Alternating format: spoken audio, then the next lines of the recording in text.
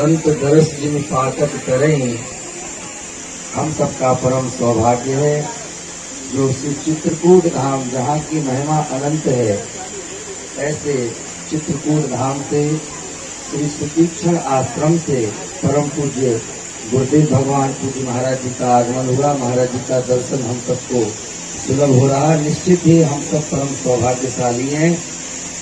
एक घड़ी आदि में पुण्याद, तुलसी संगत साधु की हरन कोटि अपराध। निश्चित ही भगवान की कृपा है जो ऐसे संतों का दर्शन हो रहा है। हमारे यहाँ शास्त्रों में कहा गया, प्रथम भगति संतन कर संगा। अगर आप भगवान की भक्ति करना चाहते हो तो उसमें प्रथम भगति संतों का संग, संतों का सानिध्य ही बताया है। तो निश्चित ही, और हमारे को गुरुदेव भगवान कहते हैं कि कोई भी आयोजन हो, उस आयोजन में अगर किसी संत के चरण पड़ जाए तो उसी समय वह सफल हो गया और सार्थक हो गया। तो निश्चित ही यह आयोजन पूज्य महाराज जी के यहाँ चरण पड़े चित्रकूट धाम से, यह आयोजन तो उसी समय सफल हो गया। और गोस्वामी तुलसीदास जी महाराज ने रामचरितमानस में लिखा है, बिन हरि कृपा मिले नहीं संता। और एक जगह लिखा, पुण्य पुंज बिन मिलहि न संता। तो किसी ने प्रश्न कर दिया कि अगर हमको संतों का संग मिल रहा है तो हमारे पुण्य उदय हुए हैं, या फिर बिन हरि कृपा मिले नहीं संता, या भगवान की कृपा से मिले। तब कहा कि अगर आपके पुण्य उदय हुए हैं, आपको अगर संत के दर्शन हो रहे हैं, आप संत के पास जा पा रहे हो तो आपके पुण्य उदय हुए हैं। और अगर संत स्वयं धाम से चल करके आपके घर, आपके ग्राम में पधार रहे हैं, तो निश्चित ही उसके लिए गोस्वामी तुलसीदास जी ने लिखा, बिन हरि कृपा मिले नहीं संता। अगर संत आपके घर दर्शन देने आ रहे हैं तो इस पर भगवान की आपके ऊपर बहुत कृपा है। और निश्चित ही संतों का तो दर्शन मात्र से संत तरस जिन पातक करें, बड़े बड़े पाप टल जाते हैं।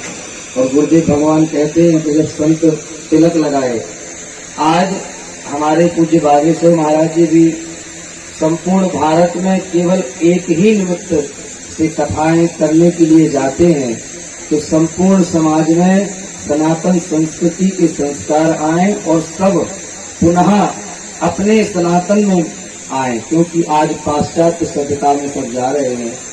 तिलक लगाने में शर्म लगती है, तुलसी धारण करने में शर्म आती है, टोपी पहनने वालों को टोपी पहनने में शर्म नहीं आती, क्रोश का चिन्ह धारण करने वालों को क्रोश का चिन्ह धारण करने में शर्म नहीं आती। पर हमारा आपका दुर्भाग्य है जो सनातनी हिंदू होने के बाद भी हम लोग तिलक लगाने में शर्म संकोच करते हैं। ये दुर्भाग्य है। पूज्य महाराज जी केवल इसी निमित्त कि सबके अंदर सनातन संस्कृति का सृजन हो, इसी निमित्त कथाएं करने के लिए जाते हैं।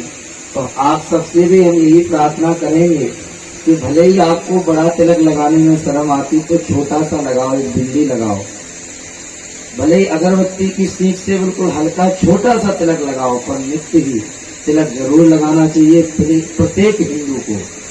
केवल तिलक लगाना संतों का और ब्राह्मणों का ही काम नहीं है। गुरुदेव भगवान कहते हैं, अचांडाल पर्यंत कोई भी जीव हो, सबको तिलक लगाने का अधिकार है। सब तिलक लगाना चाहिए। तो यही प्रार्थना करेंगे कि आप सब भी तिलक लगाएं और तुलसी धारण करें। आज बड़ी बड़ी मशीनरियां हम लोगों को जातिवाद के नाम पर लड़ा झगड़ा कर काटने में लगी हैं। उसमें ना पड़ करके हम लोग जातिवाद छोड़ करके हम सब हिंदू एक हैं। इसी परिकल्पना से जब हम रहेंगे तभी हमारा भारत हिंदू राष्ट्र घोषित हो पाएगा और पूज्य महाराज जी के प्रयास में हम सब अपनी सहभागिता निभा पाएंगे। तो यही प्रार्थना आप सबसे है। पूज्य महाराज जी का दर्शन हम सबको हो रहा है। हमको सुंदर कांड पाठ 2 बजे से प्रारंभ करना था वहाँ, और 2:30 यहीं बज गए। हम पूज्य महाराज जी से बार बार क्षमा मांगेंगे कि हमको यहाँ से भी जाना पड़ेगा। और महाराज जी के चरणों में बार बार साष्टांग दंडवत प्रणाम करते हुए आप सभी को जय श्री सीताराम, जय बागेश्वर धाम।